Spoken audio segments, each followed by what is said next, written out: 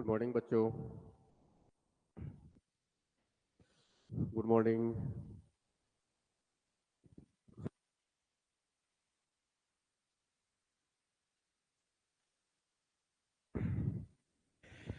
तो आज हम आगे बढ़ रहे हैं। हम पढ़ रहे हैं मूल अधिकार, और मूल अधिकार में जो है हम ऑलरेडी जो है अनुच्छेद 12, अनुच्छेद 13, 14, 15 तक पढ़ चुके हैं। ये बहुत इंपॉर्टेंट टॉपिक है और बहुत ध्यान से पढ़ना है। तो मैंने जो डिस्कस किया था लास्ट से पहले अनुच्छेद को लेकर के, मैं उसको थोड़ा सा पहले रिवीजन करवा देता हूँ। अनुच्छेद 12 में जो है हमने राज्य की परिभाषा पढ़े हैं। अनुच्छेद 13 में जो है हमने मूल अधिकारों से असंगत और अल्पीकरण वाली जो विधियां होती है, वहां असंगत की मात्रा तक शून्य हो जाएगा, हम ये पढ़े हैं।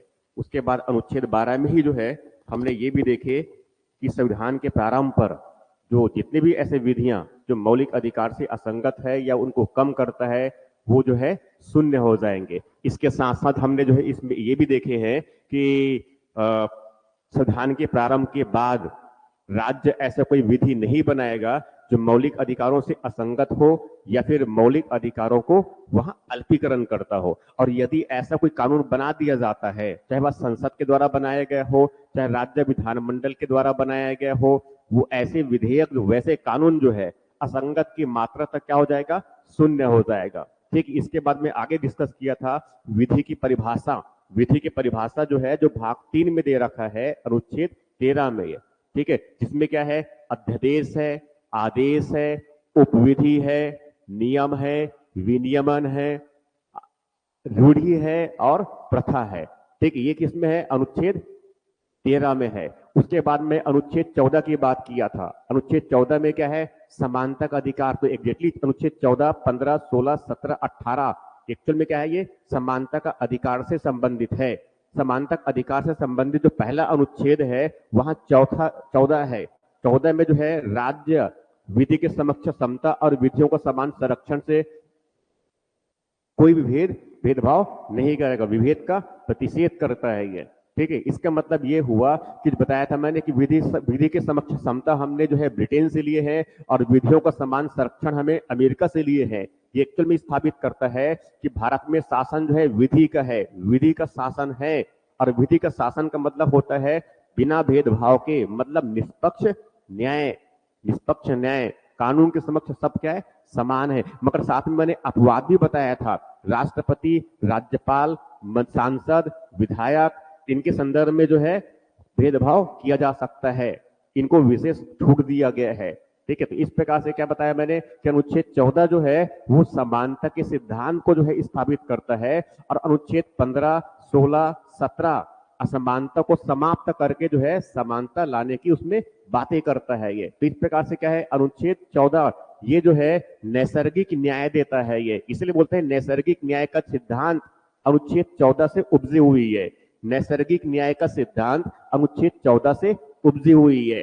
ठीक है, यहां तक बताया मैंने, अनुच्छेद 14 हो गया। उसके बाद अनुच्छेद 15, कामिनी, अनीता, शशि, मंगेश, विपिन, प्रकाश, ये बहुत अच्छे से ध्यान रखेंगे बच्चों, ये बहुत इंपॉर्टेंट है। जो बताया मैंने जो है विधि का शासन, विधि का शासन जो है वहां अनुच्छेद 14 से विकसित होता है।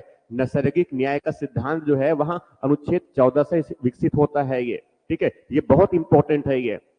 और विधि का शासन का मतलब ये हुआ कि संविधान सर्वोच्च है, तो संविधान की सर्वोच्चता का जो सिद्धांत है वह अनुच्छेद 14 से ही विकसित होता है। ये इंपॉर्टेंट है हमारे लिए।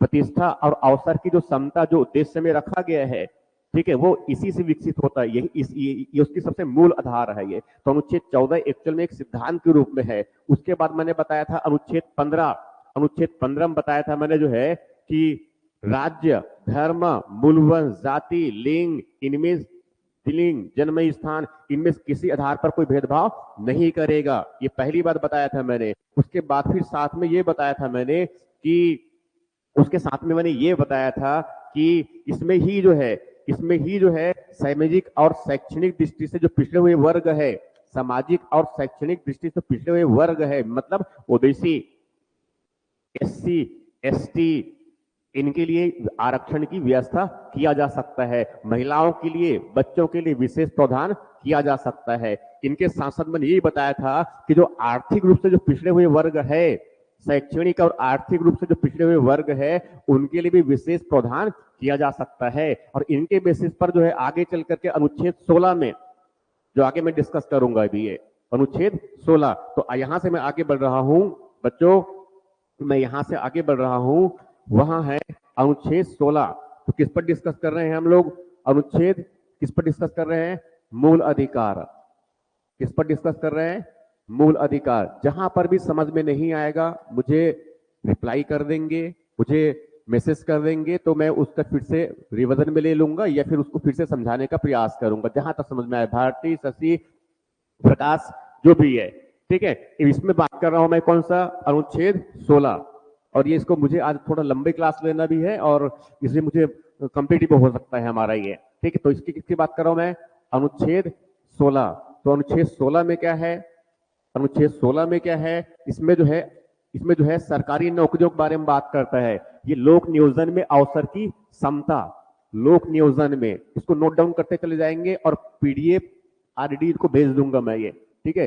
लोक नियोजन में अवसर की समता, लोक नियोजन में अवसर की समता। क्योंकि संविधान की बातें हैं इसीलिए थोड़ी सी जो है इसमें कानूनी भाषा है, कॉम्प्लेक्स लगता है इसी वजह से, मगर हाँ प्रश्न इसी भाषा में पूछे जाएंगे आपसे, तो इनको थोड़ा सा समझने का प्रयास करो। वो थोड़ा सा नए नए शब्द मिलेंगे, मगर नए शब्द होने के बाद भी क्योंकि इनको बहुत मैं सरल तरीके से और थोड़ा सा धीरे धीरे समझाने का प्रयास कर रहा हूं कुछ कुछ बातों को लेकर के ये, ठीक है। तो हम इसको बहुत आसानी से याद कर लेंगे। लोक नियोजन में अवसर की समता, लोक नियोजन में अवसर की समता। समता का मतलब ये हो गया कि हमें जो है दो प्रकार से है, समता का मतलब ये हुआ कि हमें जो है दो प्रकार से बिना भेदभाव किए, मतलब समता का मतलब क्या होता है? बिना भेदभाव का निषेध की बात करता है, मतलब भेदभाव नहीं करना, भेदभाव नहीं।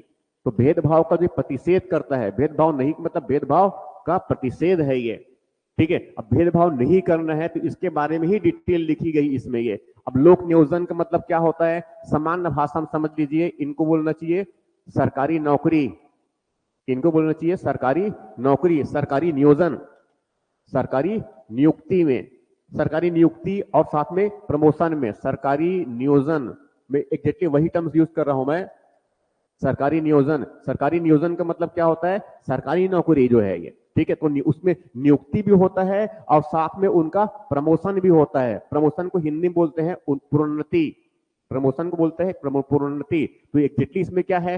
दो चीजें हैं इसमें। एक तो क्या हो गया? उनकी नियुक्ति भी हो गया, ठीक है। जैसे कि ऐसा अभी आपका एग्जाम निकल जाएगा तो उसके बाद फिर आपका नियुक्ति होगा, नियुक्ति के बाद उसे प्रमोशन भी होता है ये, प्रमोशन से आप आगे जो है डीएसपी तक बन सकते हैं, ठीक है। तो नियुक्ति के बाद इसमें क्या होता है? प्रोन्नति, इसमें क्या होता है? प्रोन्नति, ठीक है। तो इसमें क्या बात कर रहा हूं मैं? अब इसमें जो प्रावधान है मैं उस तरफ आगे बढ़ रहा हूं मैं ये, इसमें जो प्रावधान है उस तरफ आगे बढ़ रहा हूं। इसे प्रावधान ये है कि राज्य, और राज्य का मतलब कौन सा है? जो हमने अनुच्छेद 12 में जो परिभाषा बताया था राज्य का, अनुच्छेद 12 में जो राज्य की परिभाषा है, अनुच्छेद 12 में राज्य की जो परिभाषा है उसी परिभाषा की बात कर रहा हूं मैं ये। अनुच्छेद 12 मैंने ऑलरेडी बता रखा है, ठीक है, परिभाषा में कि संसद भी होता, संसद होता है, राज्य का विधानमंडल होता है, केंद्र की सरकार होता है, राज्य की सरकार होता है, और अन्य स्थानीय निकाय और अन्य प्राधिकारी, वो सब क्या होता है? राज्य होता है। इसमें ध्यान रखना है बच्चों, इसमें न्यायालय सम्मिलित नहीं होता है, ठीक है। इनके साथ साथ आगे राज्य, ठीक है, इसमें जो है 7 प्रकार के आधार की बात कही गई है, जिस आधार पर जो है, जिस आधार पर, ठीक है, जिस आधार पर जो है राज्य जो है, ठीक है। तो पहले क्या बात करता है कि राज्य, राज्य जो है, राज्य किसी भी पद के लिए, राज्य जो है किसी भी पद के लिए, इंपॉर्टेंट ये है कि राज्य किसी भी पद के लिए, छोटा सा छोटा और बड़े से बड़ा, किसी भी पद के लिए, किसी भी पद के लिए, किसी भी पद के लिए, किसी भी पद के लिए की नियुक्ति और नियोजन में, किसकी बात कर रहा हूं मैं? किसी भी पद के लिए दो बातें इसमें, नियुक्ति, अपॉइंटमेंट, नियुक्ति, नियुक्ति और प्रोन्नति, दोनों बातें लेना है ये। इसमें क्या है?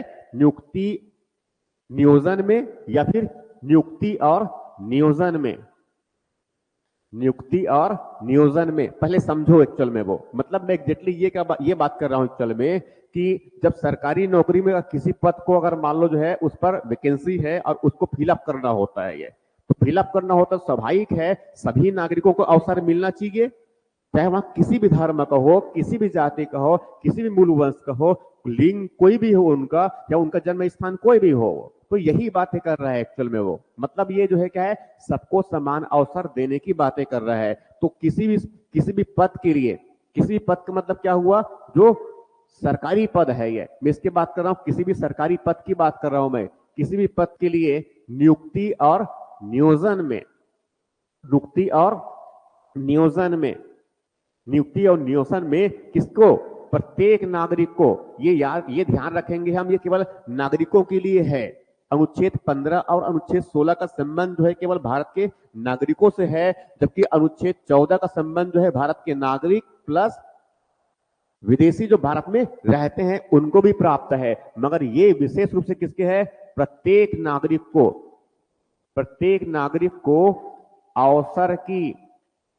अवसर की समता होगी, अवसर की समता होगी। ठीक, ये क्या करता है, प्रत्येक नागरिक को वह अवसर की समता प्रदान करता है, ये मतलब सबको समान अवसर मिलेगा। इसीलिए भी कुछ दिन पहले देखे होंगे कि इस तरफ जो बस्तर में जो है, उस तरफ बस्तर में उसमें जो एसआई का फॉर्म भरने के लिए आप देखे होंगे, उसको फिर से ओपन किया गया है कुछ दिन पहले भी जस्ट। अब जानते हैं ये क्यों, उनको अवसर हो सकता है उनमें अवसर उनको नहीं मिल पाएगा उसमें फॉर्म भरने का, तो उनको फिर से अवसर दिया जा रहा है। तो इस प्रकार से क्या होता है कि इसमें अवसर देने की बात कर रहे हैं ये। तो सरकारी नौकरी में सबको समान अवसर, सबको क्या मिलना चाहिए, समान, मतलब बिना भेदभाव किए। तो ये सबसे पहली बातें हो गई है। ये अनुच्छेद 16 में बहुत सारे अनुच्छेद है, उप अनुच्छेद, तो उनमें उसकी डिटेल से मिल रहा हूं वो। ये क्या हो गया, अनुच्छेद 16। अब उसके बाद आगे बढ़ रहा हूं बच्चों में, इसमें ये इसके बाद मैं आगे बढ़ रहा हूं। इसके बाद इसमें ये है कि राज्य के अधीन जितनी भी जो है जो पद होते हैं, राज्य के अधीन जो है नियोजन या फिर जो पद होते हैं, इसमें जो है मैं इसको थोड़ा सा,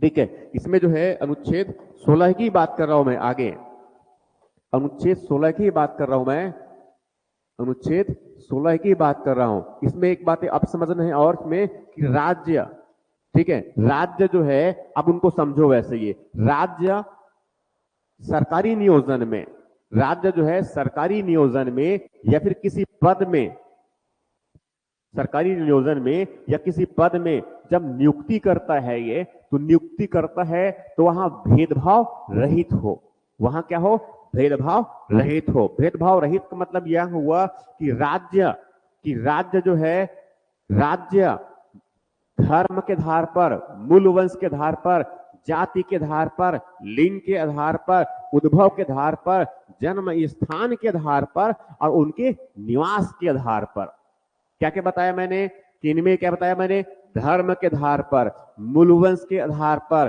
जाति के आधार पर, लिंग के आधार पर, उद्भव के आधार पर, जन्म स्थान के आधार पर और निवास के आधार पर कोई भेदभाव नहीं करेगा। तो क्या बातें बताया मैंने कि राज्य सरकारी नियोजन में, सरकारी नियोजन या पद में, सरकारी नियोजन या पद में नियुक्ति, सरकारी नियोजन या पद में नियुक्ति के संबंध में, ठीक है। अब मैं उन आधारों को ले रहा हूं मैं, वो 7 प्रकार के आधार है इसमें। ये पहली बातें क्या है, धर्म, पहली बातें क्या है, धर्म।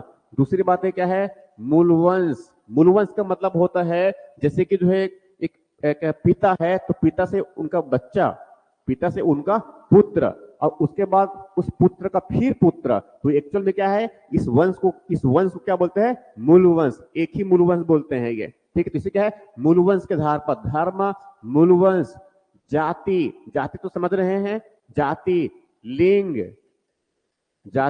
लिंग, इनके साथ साथ जो है कितना हो गया, धर्म हो गया, मूलवंश हो गया, जाति हो गया, लिंग हो गया, उसके बाद फिर जो है इसमें जन्म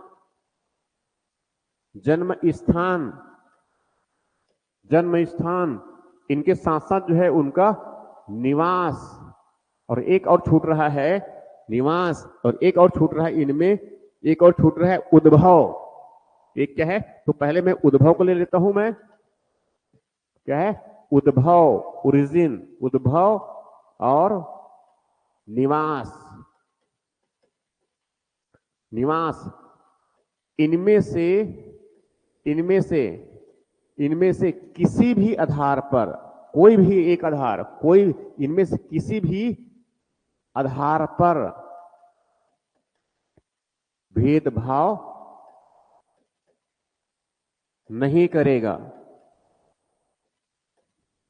ठीक है, देखो पहले हमने क्या बात किया कि सरकारी नियोजन और नियुक्ति, सरकारी नियोजन और पद में जो है सबको समान अवसर दिया जाएगा। ठीक है, उसके बाद क्या बात कर रहा हूं मैं कि राज्य सरकारी नियोजन और ये पद में जो है नियुक्ति के संबंध में धर्म, मूलवंश, जाति, लिंग, जन्म स्थान, उद्भव और निवास, इनमें किसी भी आधार पर भेदभाव नहीं करेगा। ये जो है अनुच्छेद 16 में ही बातें कही गई है।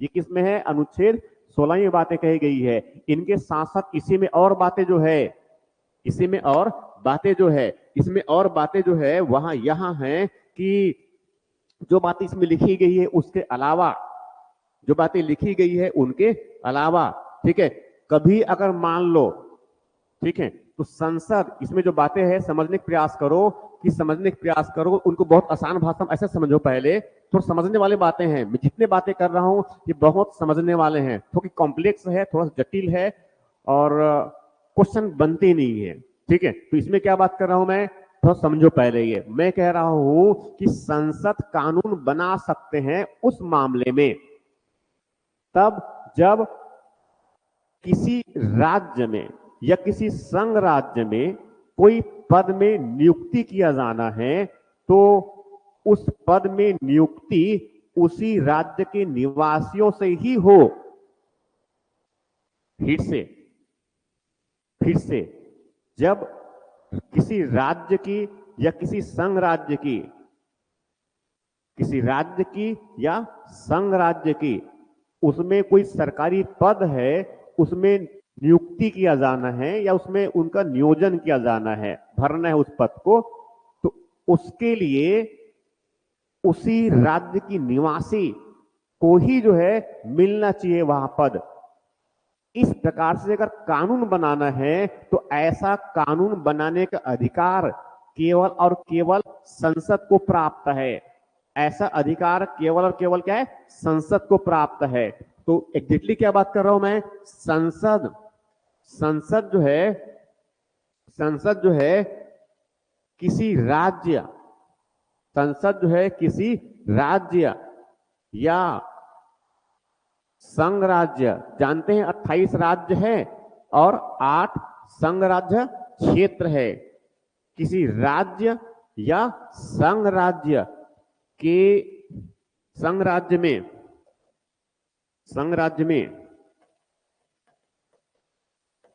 किसी सरकारी नियोजन,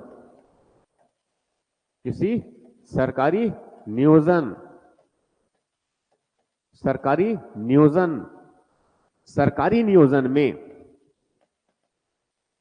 नियोजन में राज्य, किसी राज्य या संघ राज्य क्षेत्र में किसी सरकारी नियोजन में, दो बार में लिखा गया है, सरकारी नियोजन में राज्य के निवासी का होने के लिए कानून बनाने का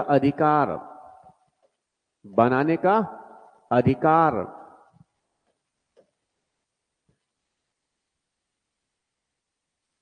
ठीक है, उसको उल्टा सीखा हूं मैं, संसद किसी राज्य या संघ राज्य क्षेत्र में किसी सरकारी नियोजन में राज्य की निवासी के होने के लिए कानून बनाने का अधिकार है।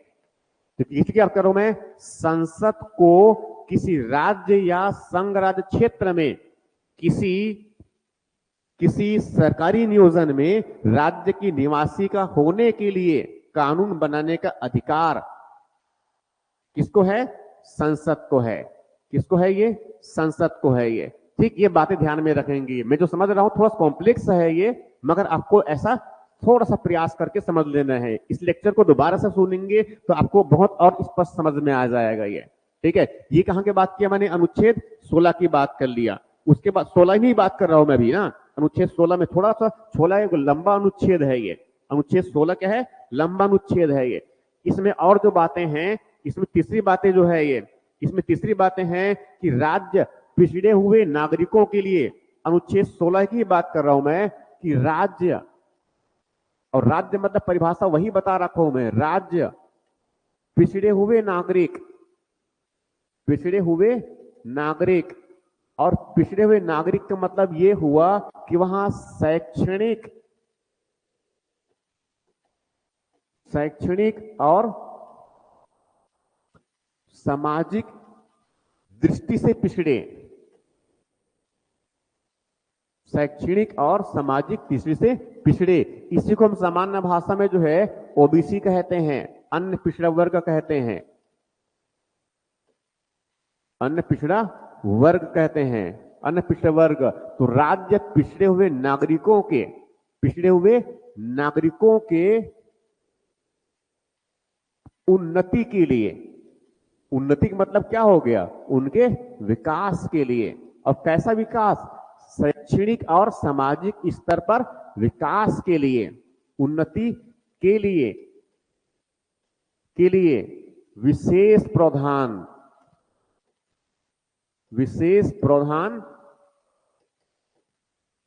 कर सकता है, विशेष प्रावधान कर सकता है। और यही कारण है कि इसमें ओबीसी को आरक्षण दिया जाता है। ये सरकारी जो शैक्षणिक संस्थाएं हैं उसमें भी प्रवेश को लेकर के, और बहुत सारे जितने भी एग्जाम्स होते हैं उनमें, यहां तक कि जो है जो सरकारी नियुक्ति होती है उनमें भी। पर मैं किसकी बात कर रहा हूं मैं, कि केंद्र भी कर सकता है ऐसा, और ऐसा राज्य भी कर सकता है, दोनों में ये। तो केंद्रीय स्तर पर जो आरक्षण व्यवस्था है, ठीक है, तो इसमें क्या है, विशेष प्रावधान कर सकता है। तो विशेष प्रावधान जो किया गया है इसमें एग्जैक्टली क्या है, वो आरक्षण की व्यवस्था है। आरक्षण की व्यवस्था किसके लिए, ओबीसी के लिए। ओबीसी की क्या है, ओबीसी के लिए क्या है, ओबीसी के लिए आरक्षण की व्यवस्था है। और आप जानते हैं कि ओबीसी के जो आरक्षण है वो 27% केंद्रीय सेवाओं में उनमें कितना आरक्षण है, 27% की आरक्षण है ये। मगर ये बात ध्यान रखना बेटा, ये ध्यान रखना है आप लोगों को, इनमें ये ध्यान रखना है आप लोगों को कि ओबीसी में भी जो है, इस वर्ग में जो कह रहे हैं अन्य पिछड़ा वर्ग करके, मगर उनमें अगर मान लो चलो कोई आईएएस बन गया आरक्षण का लाभ लेकर के, ये समझ में आ रहा है, ये आरक्षण का लाभ लेकर के आईएएस बन गया, ठीक है, यह कोई बड़े पद में अगर मान लो है, तो स्वाभाविक है उनका आय तो अधिक हो गया। तो उनके जिनका आय अधिक होगा ओबीसी में ही है, मगर उनका आय अगर मान लो अधिक हो गया तो क्या उनको आरक्षण मिलना चाहिए, क्या नहीं मिलना चाहिए। इसीलिए जो है इसमें उन लोगों को जिनकी आय 8 लाख रुपए से अधिक है, वार्षिक आधार पर उन लोगों को जिनकी जो है आय, पारिवारिक आय 8 लाख रुपए से अधिक है, उनको आरक्षण नहीं मिलेगा। ओबीसी में जो है जिनकी आय, वार्षिक आय 8 लाख रुपए से अधिक है, उनको आरक्षण नहीं मिलेगा। मतलब एक निश्चित लेयर, निश्चित स्तर है, वहां से नीचे वालों को आरक्षण मिलेगा और ऊपर वालों को आरक्षण नहीं मिलेगा। तो ऊपर वाला आरक्षण को समझ लो कैसा है, वो मलाई खाने वाला है। वो क्या है, मलाई खाने वाला है। तो ऊपर का जो परत है, उस परत को हम ये कह दे मलाई का परत, क्या बोल देंगे, मलाई का परत। समझ रहे हैं ना ये। इस ओबीसी में अगर मान लो कहूं मैं, इस ओबीसी में अगर मान लो इसको ऐसा कहा दिया जाए, इस ओबीसी में अगर ये कहा दिया जाए कि ऐसा, अरे नहीं ऐसा तो कलर ठीक डाउन हो गया इसका, ठीक है। इनको अगर ऐसा कहा दिया जाए, ये भी नहीं बना, तो ठीक है मैं ऐसे ही बना देता हूं, ठीक है, इसको मैं ऐसा ही बना देता हूं, ये ऐसा समझ लो वो, ठीक है। अब ऐसा समझ लो ये पूरा का पूरा क्या है, ये ओबीसी है, इसे पूरा पूरा क्या है, ओबीसी। यहां भी ओबीसी के है, यहां भी ओबीसी का बच्चे हैं, यहां भी ओबीसी के बच्चे हैं, और हो सकता है उनमें से कोई आप भी ओबीसी के बच्चे होंगे, ठीक है। तो ये इस तरह का ही है। अब इसमें से कोई भी आप सोच सकते हैं अपने लिए, वैसे प्रतीकात्मक स्तर में, मगर हाँ अब उसको ऐसा समझिए, मगर आप उनको ऐसा समझिए कि ये ऊपर के जो लोग हैं उनकी आय जो है, उनकी आय जो है 8 लाख रुपए से अधिक है, इससे अधिक है। ये मलाई खाने वाला है, ठीक है, इसलिए क्या बोलते हैं इनको, मलाई का परत, इसे क्या बोलते हैं इनको, मलाई का परत, ठीक है। और ये लोग कौन है, इनको मलाई तो छोड़ दो, कुछ खाने को भी नहीं मिलता। ये क्या है, इनकी आय कम है, इनकी आय कम है। तो कितने की बात कर रहा हूं मैं, 8 लाख रुपए। इसीलिए जो ये जो ऊपर का जो वर्ग है, इसीलिए जो है ये ऊपर का जो वर्ग है, इन लोगों को, वो इन लोगों को जो है, इनको क्रीमी लेयर, ये क्रीमी खाने वाले हैं, क्रीम खाने वाले हैं, इसको बोलते हैं क्रीमी लेयर। तो क्रीमी लेयर के लिए जो मापदंड है वर्तमान में वो कितना है, 8 लाख रुपए। अब उस क्रीमी लेयर में अगर मतलब 8 लाख रुपए से अगर अधिक उनकी आय अगर हो गया तो उनको आरक्षण नहीं मिलेगा, और इनको आरक्षण मिलेगा, इनको आरक्षण मिलेगा, और इनको क्रीमी लेयर को आरक्षण, इनको आरक्षण नहीं मिलेगा,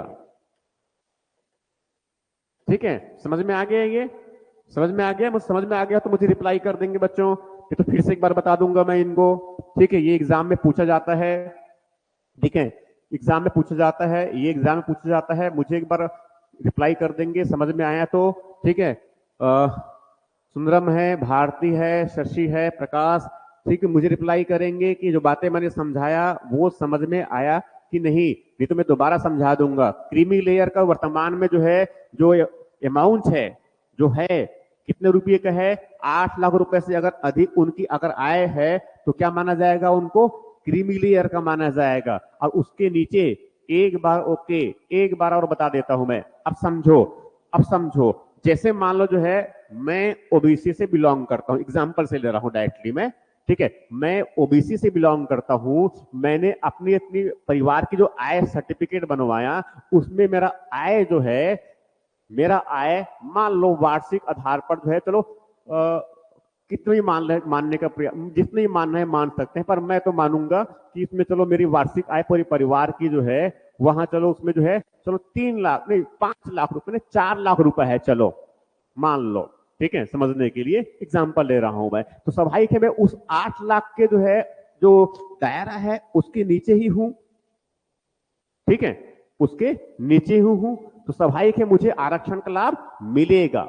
मगर यदि 8 लाख रुपए से जो है, अगर मान लो मेरा इनकम अगर 8 लाख रुपए है वार्षिक आधार पर, 8 लाख रुपए से अधिक है, तो स्वाभाविक है मुझे कोई आरक्षण की व्यवस्था नहीं मिलेगा। तो मैं जो है 8 लाख रुपए से ऊपर जितने लोगों को आय है, वो सब के सब क्या है, उस परत के ऊपर वाला हिस्से में है, जहां पर क्या है, क्रीम खाते हैं, ऐसा समझ लीजिए। तो क्या हो गया, क्रीमी लेयर। अब समझ में आ गया, ठीक है। इस प्रकार से क्या है, ये पिछड़े हुए नागरिकों के लिए आरक्षण की व्यवस्था। तो आरक्षण किसके आधार पर है, शैक्षणिक। आए दिन बहुत सुर्खियों में रहता है, ये बहुत सुर्खियों में रहता है आए दिन। चुनाव समय तो विशेष रूप से जो है इस पर आरक्षण खत्म हो जाएगा, आरक्षण जो है दे दिया जाएगा, या फिर हम आरक्षण देंगे, ठीक है। और अभी जो है लोकसभा में और राज्यसभा में भी, वहां पर भी जो है बहुत सारे बातें, ठीक है। तो स्वाभाविक है इसमें आरक्षण जो है हम किसके आधार पर नहीं कर सकते। अब यहां समझ लीजिए, आरक्षण हम किसके आधार पर नहीं कर सकते, किसके आधार पर भेदभाव नहीं कर सकते,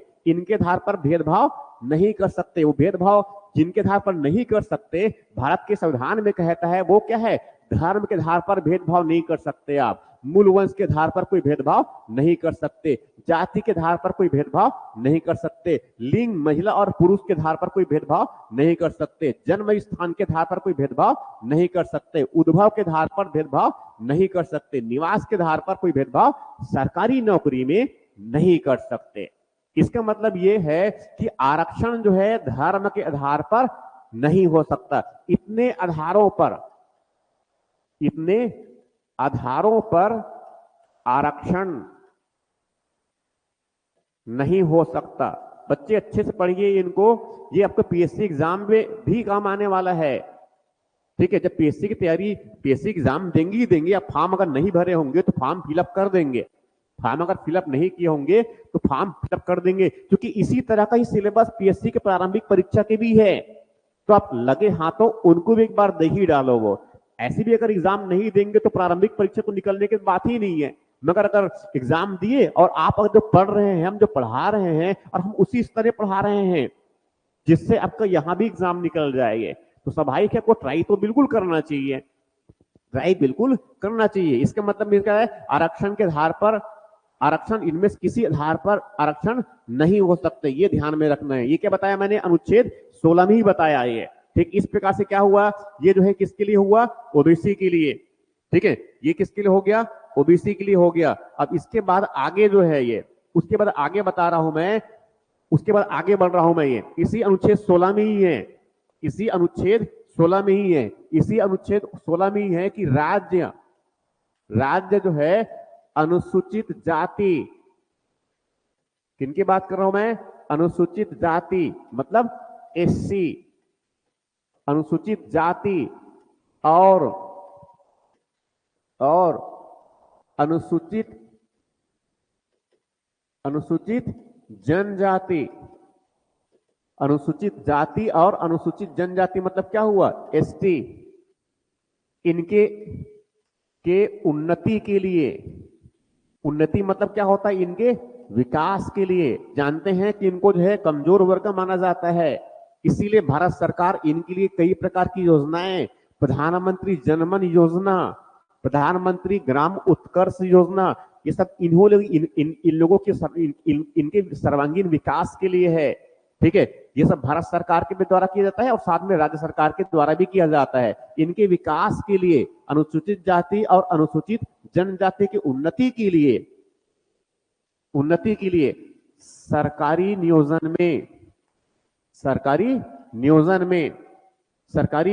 में यदि इनका जो संख्या है, सरकारी नियोजन में, सरकारी नौकरियों में जो है, यदि इनकी संख्या सरकारी नियुक्ति में अब तक जो नियुक्ति हुई है उनमें संख्या अगर मान लो जो है राज्य को लगता है कि कम है, राज्य को लगता है कि उनकी नियुक्ति जो है वहां बहुत कम स्तर मात्रा में हुई है, कम मात्रा में हुई है, तो उनको बराबर करने के लिए, क्योंकि उनको अवसर नहीं मिला गया है इसलिए उनकी नियुक्ति नहीं हो पाई है, इसीलिए सरकारी नियोजन में पर्याप्त नहीं होने पर इनके लिए नहीं होने पर विशेष प्रावधान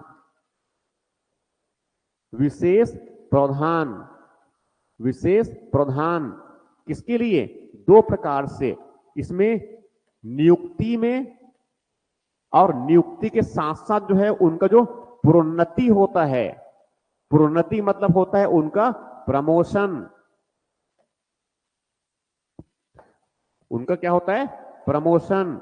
तो प्रमोशन में भी, आप प्रमोशन समझ रहे होंगे ये, ठीक है, नियुक्ति और प्रमोशन में उनके लिए विशेष प्रावधान किया जा सकता है, उनके लिए विशेष प्रावधान किया जा सकता है। मैं बहुत इंपॉर्टेंट चीजों को बता रहा हूं मैं ये। तो ये एग्जैक्टली क्या बात कर रहा है, ये एग्जैक्टली किसके लिए बात कर रहा है, ये आरक्षण की बात कर रहे हैं। तो इसमें एग्जैक्टली क्या है, इसमें भी क्या है, आरक्षण किसके लिए है, एससी और एसटी, एससी और एसटी के लिए आरक्षण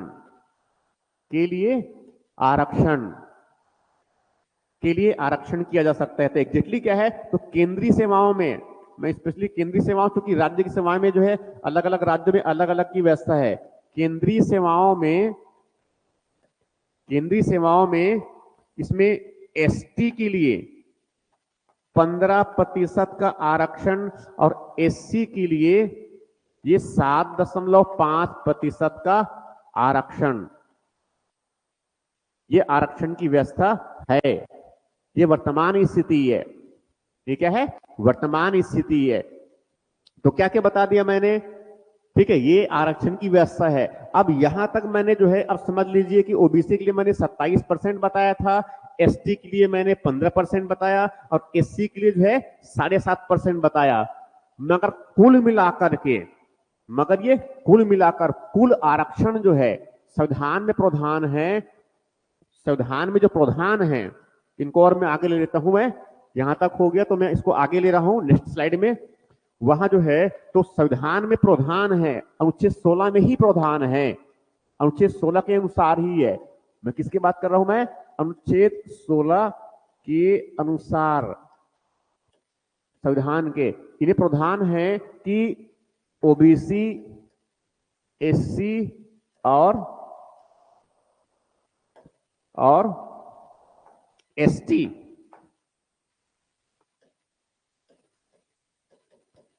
के लिए किया गया आरक्षण, इनके लिए किया गया आरक्षण, यहां जो आरक्षण है वहां 50% से अधिक नहीं होना चाहिए। 50% से अधिक नहीं होना चाहिए, नहीं होना चाहिए। राइट? तो ये सब बातें किसमें लिखी हुई है? अनुच्छेद 16 में ही है। एग्जाम में यही सब पूछते हैं ये। उसके बाद में एक और नई बातें कह रहा हूं मैं, ये एक और नई बातें कह रहा हूं, ये बहुत बाद में रिसेंट में जोड़ा गया, हाल ही में। संविधान में जो है 103वें संशोधन, 103वें संविधान संशोधन, 103वें संविधान संशोधन है ये। तो इसमें एक्चुअल में एक नया प्रावधान किया गया। नया प्रावधान ये किया गया है इसमें कि आर्थिक आधार पर पिछड़े हुए वर्ग, आर्थिक आधार पर, इसके पहले याद रखिए, इसके पहले जब मैं डिस्कस किया हूं तो उसमें मैंने क्या डिस्कस किया था? शैक्षणिक और सामाजिक आधार पर बात किया था। ठीक है, सामाजिक, शैक्षणिक और सामाजिक आधार पर ओबीसी को आरक्षण की बात किया। और एसटी और एससी तो उनको ऐसी भी कमजोर वर्ग माना जाता है, इसीलिए उनके आरक्षण की सीधी व्यवस्था। उसके बाद में अब जो बात कर रहा हूं वह किसके लिए है? आर्थिक आधार पर पिछड़े हुए वर्ग के लिए आरक्षण की व्यवस्था। तो आर्थिक आधार पर जो पिछड़े हुए वर्ग के उन्नति के लिए, मतलब उनके विकास के लिए, उनके विकास के लिए, उनके विकास के लिए विशेष प्रावधान किया जा सकता है। विशेष प्रावधान, इनके लिए विशेष प्रावधान किया जा सकता है, विशेष प्रावधान किया जा सकता है। ये बातें हैं। और इसीलिए जो है, इसीलिए ये आर्थिक आधार पर आरक्षण की बात कर रहा हूं मैं, आर्थिक आधार पर। मगर ये जिनको आरक्षण मिल गया है उनको आरक्षण नहीं, जो अन्य पिछड़े वर्ग है, अन्य पिछड़े मतलब क्या? इनके अलावा अन्य पिछड़े वर्ग है, एसटी है, एससी है, उनके अलावा जो सामान्य वर्ग होता है, अब उस सामान्य वर्ग में जिनकी आर्थिक आय कमजोर है, आर्थिक आय कमजोर है, तो आर्थिक आधार पर जो है उनको आरक्षण, आर्थिक आधार पर उनको आरक्षण। तो ये आरक्षण कितना मिलेगा उनको? 10% का। कितना मिलेगा? 10% का। मगर ये 50% से अलग है। मगर ये क्या है? 50% से अलग है ये। तो इस प्रकार से क्या हुआ? ये जितने बात बताया मैंने ये सब कहां के है? अनुच्छेद 16 के है ये। ठीक है, अब इसके बाद ये सब अनुच्छेद 16 जो है कंप्लीट हो गया। अब मैं आगे बढ़ रहा हूं अनुच्छेद 17। अब मैं आगे बढ़ रहा हूं, अनुच्छेद 17। अनुच्छेद 17 में जो है वहां जो है विशेष प्रावधान, अनुच्छेद 17 जो है वहां विशेष प्रावधान करता है अस्पृश्यता का अंत। अनुच्छेद 17, अनुच्छेद 17 जो प्रावधान करता है वहां जो है अस्पृश्यता, अस्पृश्यता, अस्पृश्यता का मतलब होता है छुआछूत। छुआछूत, छुआछूत समझ रहे होंगे आप ये, तो छुआछूत अस्पृश्यता का अंत किया जाता है, का अंत किया जाता है। मतलब किसी प्रकार से छुआछूत जो भी है, वो जितने प्रकार से छुआछूत है उन सबका जो है इनका अंत किया जाता है। संविधान ने इनका अंत कर दिया। इसका मतलब ये हुआ कि अब आगे कोई अस्पृश्यता का, छुआछूत का कोई व्यवहार नहीं करेगा। ठीक है, उनका अंत कर दिया गया है। और आगे भविष्य में यदि कोई छुआछूत, यदि कोई छुआछूत, जिनको मैंने क्या बताया है, अस्पृश्यता कहते हैं, अस्पृश्यता, छुआछूत का कोई व्यवहार करता है, मतलब कोई भी व्यक्ति अगर मान लो जो है वो छुआछूत ऐसे मानता है, छुआछूत के आधार पर व्यवहार करता है, छुआछूत का व्यवहार करता है, तो वहां जो है वहां एक अपराध है। वहां क्या होगा, एक अपराध होगा। ठीक है, तो छुआछूत जो अपराध करता है वो क्या होगा, एक अपराध है। वो छुआछूत करता है वो क्या है, एक अपराध है। और साथ में यहां भी है, यहां भी है, इस अपराध के लिए, इस अपराध के लिए, इस अपराध के लिए कानून के बना करके, कानून में जो प्रावधान है, कानून में जो प्रावधान है, कानून के प्रावधान के अनुसार, कानून के प्रावधान के अनुसार उनको दंड मिलेगा। उनको क्या है, दंड मिलेगा, उनको दंड मिलेगा। समझ में आ रहा है ये मैं जो बातें कह रहा हूं मैं? इस प्रकार से क्या हुआ कि ये क्या बात करता है, अस्पृश्यता का अंत करता है, छुआछूत को अंत करता है। और यदि कोई इस प्रकार से व्यवहार करता है, इस प्रकार से व्यवहार करता है, तो वहां क्या है, एक अपराध है और उस अपराध के लिए उनको दंड मिलेगा। ये हो गया अनुच्छेद 17। इसके बाद मैं आगे बढ़ रहा हूं बच्चों, अनुच्छेद 18। किसकी बात कर रहा हूं मैं, अनुच्छेद 18 की बात कर रहा हूं मैं। ठीक है, इसमें किसकी बात कर रहा हूं मैं, अनुच्छेद 18 की बात कर रहा हूं मैं। ये अनुच्छेद 18, अनुच्छेद 18 में जो है वहां है उपाधियों का अंत। वहां क्या है, उपाधियों का अंत। थोड़ा समझिए इनको। ब्रिटिश काल में भारत के लोगों को अपने ओर रखने के लिए, अपने पक्ष में रखने के लिए वहां अलग अलग प्रकार का उपाधि दिया जाता था। किसी को सर की उपाधि, किसी को नाइट की उपाधि, किसी को जो है राय बहादुर की उपाधि, किसी को राय साहब की उपाधि, किसी को काजी की उपाधि। तो ऐसे उपाधि देने से क्या होगा, जिनको उपाधि दिया गया वो विशेष हो गया, और जिनको उपाधि नहीं मिला वो क्या है, विशेष नहीं है। ठीक है, जिनको उपाधि दिया गया वो उत्कृष्ट है, उच्च है, और जिनको उपाधि नहीं मिला वो निम्न है। तो इस प्रकार के जो है, तो इस प्रकार से क्या है, इसीलिए ये क्या है, भेदभाव करता है। इसीलिए जो है भारत के संविधान में ऐसे जितने भी उपाधियां था, जितने उपाधि थे उन सबका अंत कर दिया गया। उपाधियों का अंत किया जाता है। ठीक है, और साथ में यहां भी इंपॉर्टेंट है, और राज्य जो है विद्या, विधा मतलब विद्या, कोई भी विद्या की एकेडमिक की बात कर रही, इसमें क्या है, वो एकेडमिक है। ये एकेडमिक विद्या और सेना के अलावा, इनके अलावा कोई उपाधि प्रदान नहीं करेगा। कोई उपाधि प्रदान नहीं करेगा।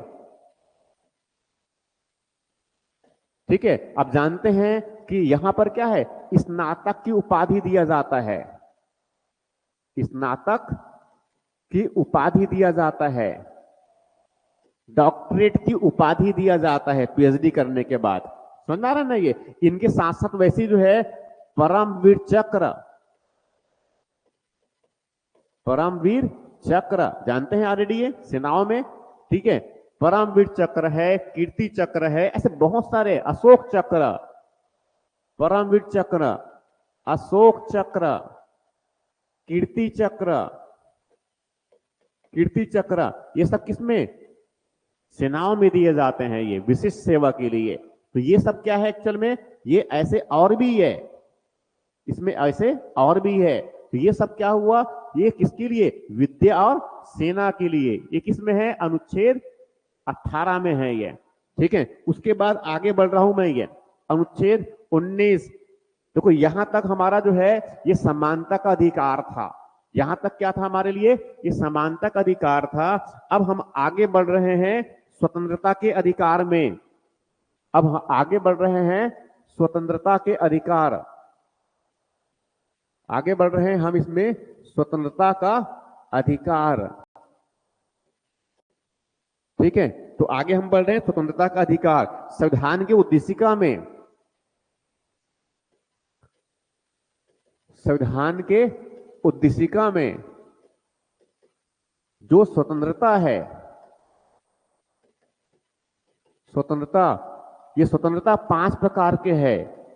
विचार का स्वतंत्रता और अभिव्यक्ति की स्वतंत्रता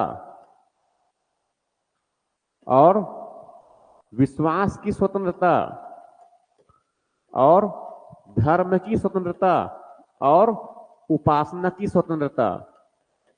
ये 5 प्रकार की स्वतंत्रता का प्रावधान करता है ये संविधान का उद्देशिका।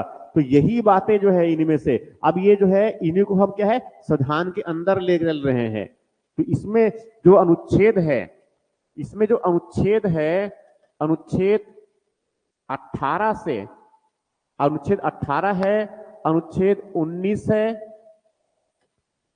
अनुच्छेद 19 है, अनुच्छेद 20 है, अनुच्छेद 21 है और अनुच्छेद 21 का भी है और अनुच्छेद 22 है। इतने अनुच्छेद इस समानता के अधिकार में है, स्वतंत्रता के अधिकार में है। ठीक है, इतने अनुच्छेद स्वतंत्रता के अधिकार में है। तो बारी बारी से अनुच्छेद 18 नहीं, माफ कीजिएगा, ये अनुच्छेद 19 है, अनुच्छेद 19 से 18 तो वहां तक हो गया है। तो अनुच्छेद 19, 20, 21, 21A और 22 यहां तक। ठीक है, तो अब मैं बारी बारी से जो है इस पर लेते चलूंगा। पहले मैं थोड़ा सा ही बता दूं, मैं अनुच्छेद 19 में, इसमें वाक, इनमें जो है वाक और अभिव्यक्ति, वाक और अभिव्यक्ति की स्वतंत्रता है।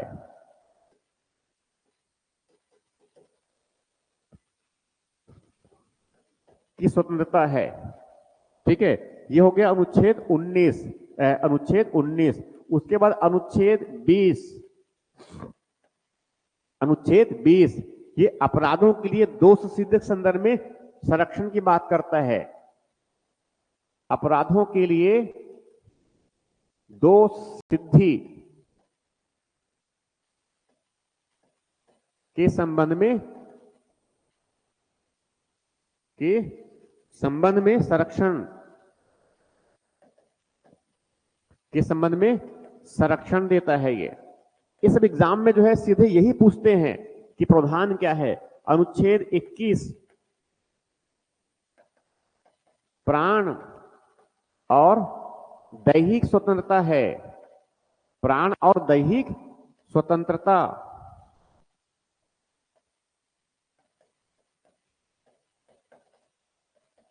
प्राण और दैहिक स्वतंत्रता का अधिकार है ये। ठीक है, उसके बाद अनुच्छेद 21 का बाद में जोड़ा गया है। इनको हमने जो है जो 86 अमेंडमेंट 26वां इसको संविधान संशोधन से जोड़े हैं, संविधान संशोधन से जोड़े हैं 86 अमेंडमेंट 2002 का। ठीक है, तो इसमें क्या है, इसमें क्या है, शिक्षा का अधिकार है।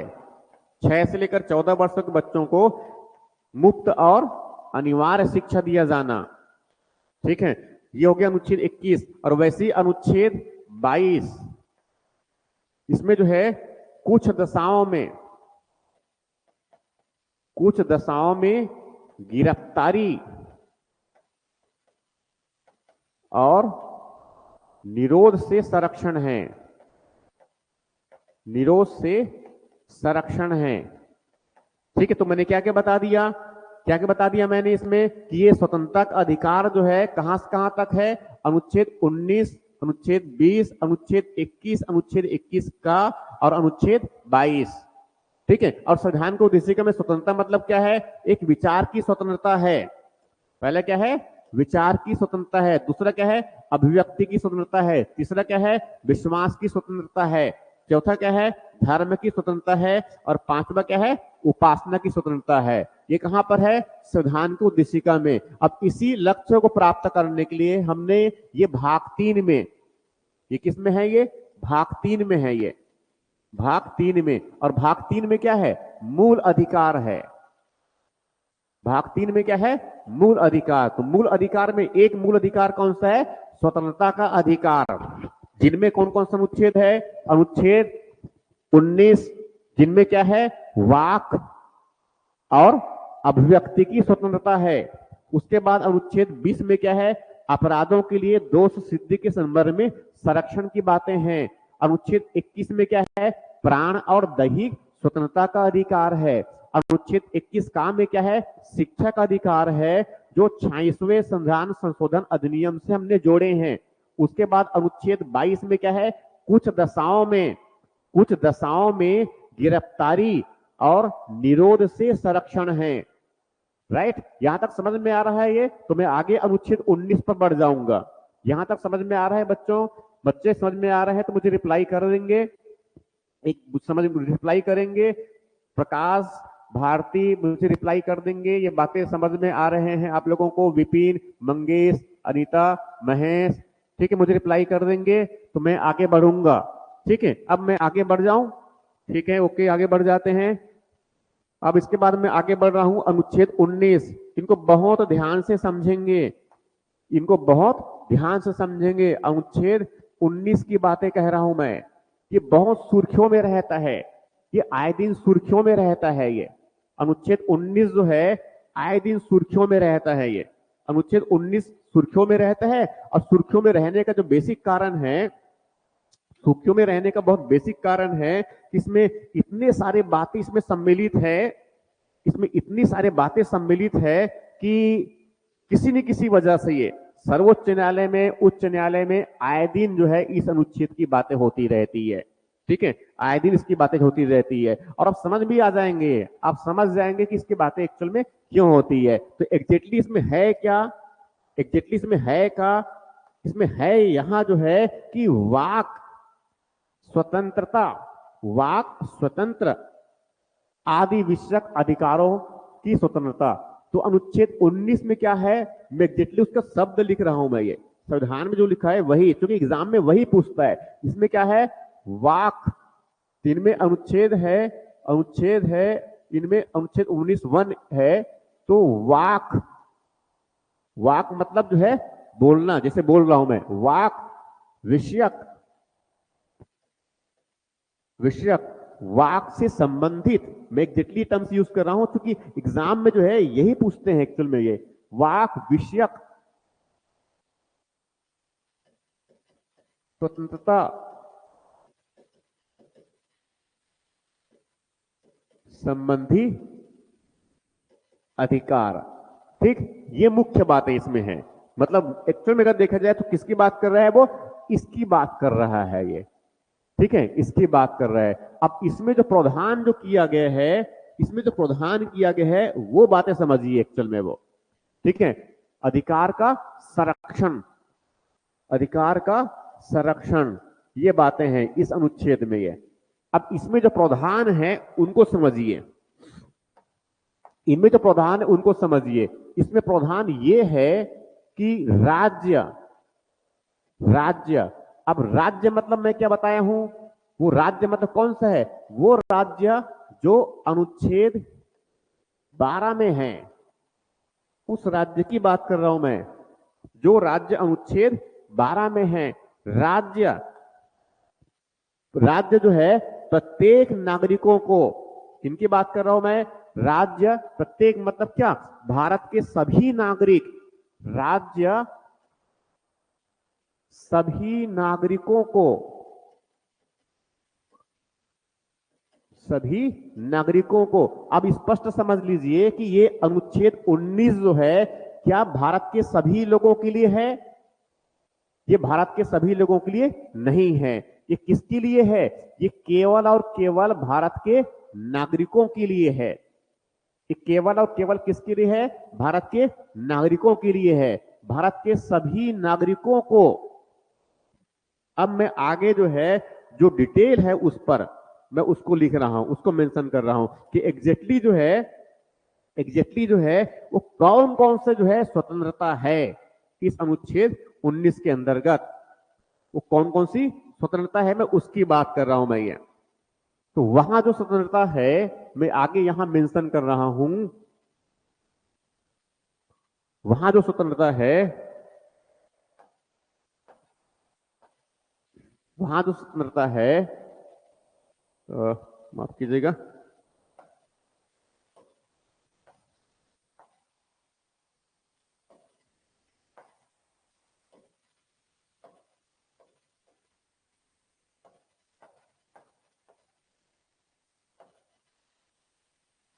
तो यहां है, लाइन खींचने का प्रयास कर रहा हूं मगर ये नहीं हो पा रहा है।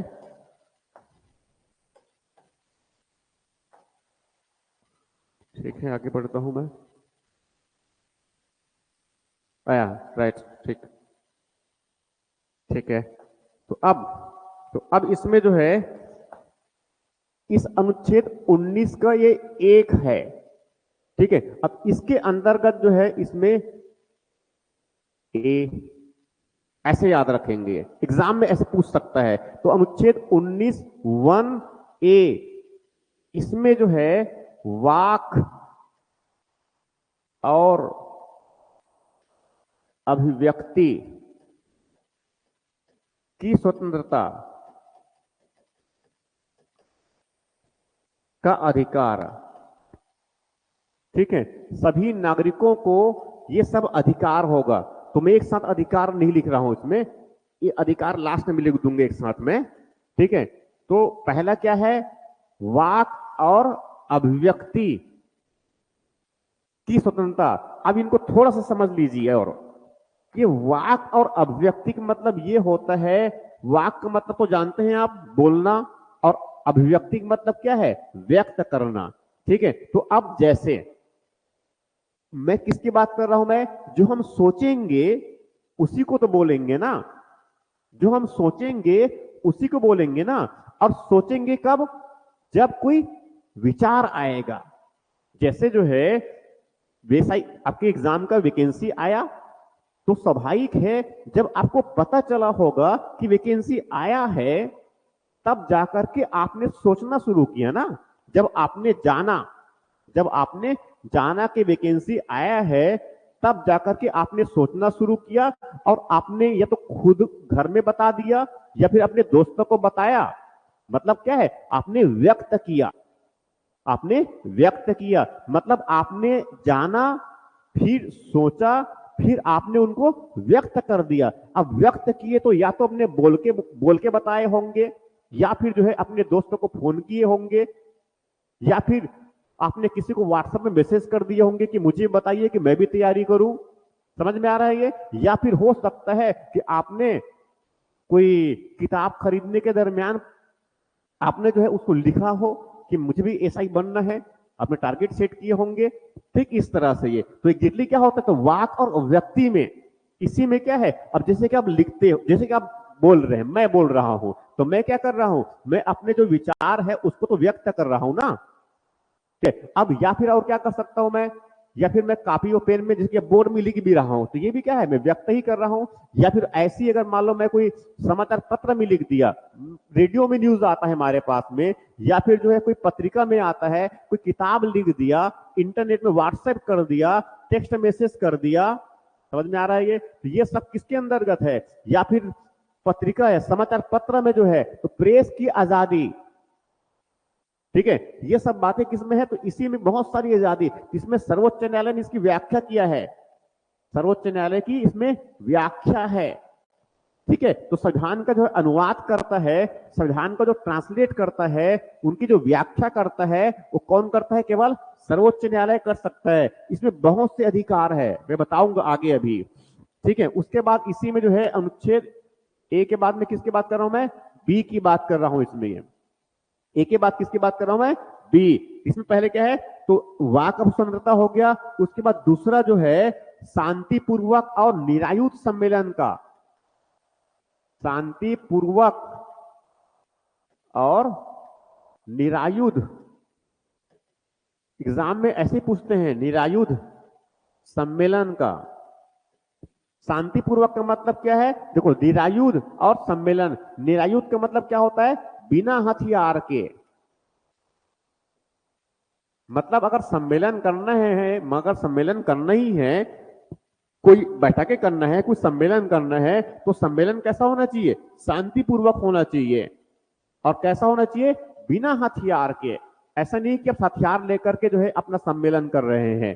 ठीक है, तो इस प्रकार से क्या है, दूसरा स्वतंत्रता कौन सा है, शांतिपूर्वक और निरायुध सम्मेलन का। उसके बाद तीसरा, तीसरा संगम, क्या है, तीसरा क्या है, संगम, संगम या संग, संगम या संग, इनको मैं सरल बताऊं, सरल भाषा में बताऊंगा मैं, संगम, संघ या समिति,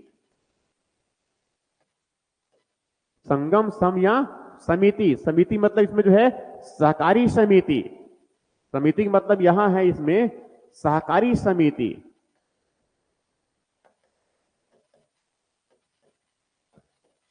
बनाने का अधिकार, बनाने का। ठीक है, संगम का मतलब समझ लो कि अभी संघ का मतलब क्या है, ये एक तरह से क्या है, कोई संगठन बनाने की बात करता है ये क्या है, कोई संगठन। और सहकारी समिति जानते हैं आजकल गांव गांव में जो है, जो सहकारी समिति है वो धान खरीदी करता है।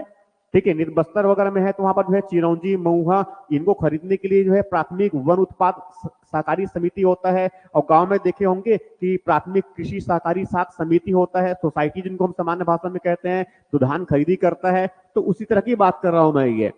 ठीक है, तो वैसी सहकारी समिति या कोई संगठन बनाने का अधिकार। ठीक है, संगठन बनाने का अधिकार। तो मैंने क्या बता दिया, ए, बी और सी हो गया। उसके बाद मैं आगे बढ़ रहा हूं डी, उसके बाद आगे बढ़ रहा हूं मैं, क्या है, डी। अब डी में क्या है, भारत के राज्य क्षेत्र में, ये जो पूरा भारत है, ये जो भारत है, इस भारत में कहीं भी, भारत में कहीं भी आने जाने का, आने जाने का स्वतंत्रता, आने जाने की स्वतंत्रता, आने जाने के, भारत के राज्य क्षेत्र में, भारत के राज्य क्षेत्र में या भारत में, सामान्य भाषा में, भारत में कहीं भी आने जाने, मतलब घूमने फिरने की, आने जाने की स्वतंत्रता। ठीक है, आने जाने की स्वतंत्रता। इसके साथ साथ अब आने जाने की स्वतंत्रता तो है, आने जाने की स्वतंत्रता तो है, तो स्वाभाविक है जब आने जाने की स्वतंत्रता है तो स्वाभाविक है किसी भाग में, अब अगर मान लो जो है आप जाकर के जो है, अगर छत्तीसगढ़ ये है और यदि आप मान लो जो है रायपुर के हैं, और रायपुर के हैं, या फिर जो है, या फिर चलो आप रायपुर के हैं और आप बस्तर में बहुत प्राकृतिक खूबसूरती है, आप चाहते हैं कि बस्तर में जाके निवास करना है, ठीक है, तो रायपुर से अब कहां जा सकते हैं, बस्तर जा सकते हैं, या फिर रायपुर से अब जो है अगर 900 रुपये कुछ 900 रुपये अगर है, 900 रुपया है, 900 उससे अधिक अगर मान लो है, तो आप निश्चित रूप से जो है अभी जो है जो नई जो है जो एयर टैक्सी है कनेक्टिविटी के लिए जो है रायपुर से जो है आप बिलासपुर आसानी से जा सकते हैं, अंबिकापुर जा सकते हैं, ठीक है, उस तरफ रायगढ़ जा सकते हैं, ठीक, इस प्रकार से जो है क्या है, तो ये क्या है, नहीं, तो इस प्रकार से क्या है कि भारत में कहीं भी जो है आने जाने की स्वतंत्रता, उसके बाद फिर आगे जो बात कर रहा हूं मैं, आगे जो बात कर रहा हूं मैं, डी हो गया, उसका ई में क्या है कि भारत में कहीं भी, भारत में कहीं भी, भारत में कहीं भी निवास करने का, निवास करने की स्वतंत्रता, कहीं भी निवास करने की स्वतंत्रता, मतलब क्या हुआ कि भारत का कोई भी नागरिक, मगर केवल नागरिकों को प्राप्त है, भारत का कोई भी नागरिक जो है भारत के राज्य क्षेत्र में, मतलब भारत की भूमि की बात कर रहा हूं मैं ये, ठीक है, मगर इसका मतलब ये बिल्कुल भी नहीं है कि जहां पर जान का जोखिम है, जहां पर जान का जोखिम है वहां पर जाके रहेंगे, ऐसा नहीं हो सकता, ऐसा नहीं हो सकता, ठीक है, यहां पर जाके कहीं पर जहां पर जान का जोखिम हो सकता है, या फिर मान लो जो है बिल्कुल बॉर्डर में जहां पर रहना जो है, जहां पर निवास करना सरकार ने मना किया है, ठीक है, मना किया है सुरक्षा के आधार पर, तो सभाई के ऐसी जगह तो निवास नहीं कर सकते आप ना, ऐसी जगह पर निवास नहीं कर सकते, तो सभाई की क्या है, निवास करने की स्वतंत्रता है, मगर इन सब में भी वाक और अभिव्यक्ति की, बोलने की आजादी है, मगर इसका मतलब ये नहीं है कि संविधान के विरुद्ध बोलना शुरू कर दिए आप, भारत के विरुद्ध बोलना शुरू कर दिए, समझ में आ रहा है ये, तो उस पर क्या है, वो अनियंत्रित नहीं है, ये सब क्या है, नियंत्रित है, शांतिपूर्वक और निरायुध सम्मेलन का अधिकार है, सम्मेलन करने का अधिकार है, मगर इसका मतलब ये नहीं कि सम्मेलन जो है आप जो है बीच रोड में करना शुरू कर दिए, जिससे जो है ट्रैफिक की समस्या उत्पन्न हो जाएगा, ये संगठन बनाने का अधिकार है, मगर इसका मतलब ये नहीं है कि राज्य के विरुद्ध ही आप संगठन बनाना शुरू कर दिए, भारत में कहीं भी आने जाने का अधिकार है, मगर इसका मतलब ये नहीं है जहां पर जो है नक्सलियों के खात्मे के लिए, उनकी समाप्ति के लिए जहां पर लड़ाइयां लड़ी जा रही है, वहां पर आप घूमने चले गए, ऐसा भी नहीं कर सकते, कहीं भी निवास करने की स्वतंत्रता है, मगर इसका मतलब ये नहीं है उस क्षेत्र में जहां पर प्रतिबंधित किया गया है वहां पर जाके आप निवास कर रहे हैं, तो ये सब क्या है, स्वतंत्रता है, ये यहां तक हो गया, उसके बाद आगे आगे ले रहा हूं मैं, तो ए बी सी डी और ई तक पहुंच गया मैं, A B C D E तक पहुंच गया, उसके बाद यही आगे, इसके आगे जो है अनुच्छेद 19 वन में ही, अनुच्छेद 19 वन में ही, इसमें जो है अनुच्छेद अनुच्छेद 19 वन, इसमें ही बात कर रहा हूं मैं, ई तक हो गया है, तो यहां पर क्या है, एक और अनुच्छेद, उनको मैं अलग कर रहा हूं, अनुच्छेद एफ, यह अनुच्छेद एफ हुआ करता था, ठीक है, यहां पर प्रावधान था संपत्ति का अधिकार, यहां पर था संपत्ति का अधिकार, यहां पर क्या था, संपत्ति अधिकार से संबंधित प्रावधान थे, ये संपत्ति का अधिकार से संबंधित,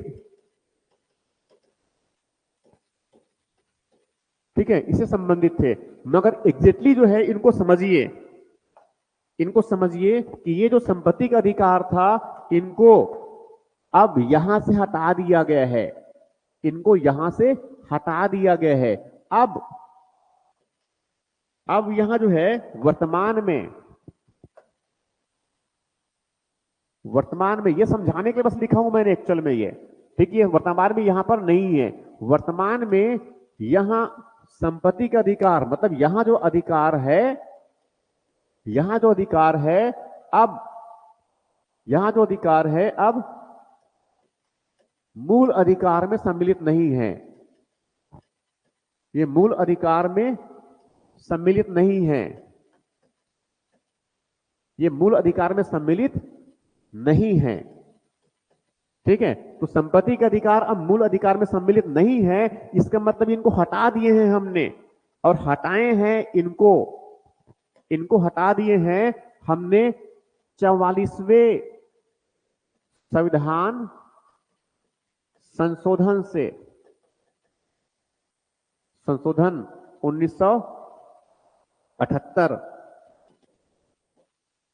संशोधन अधिनियम, संशोधन अधिनियम 1978, इससे हटा दिया गया, इससे हटा दिया गया है, इससे हटा दिया गया है। मतलब अब ये जो है यहां पर नहीं है। क्लियर है यहां तक ये? उसके बाद फिर जो है आगे बढ़ जाऊं मैं, तो वहां है जी, एफ के बाद क्या आएगा? जी।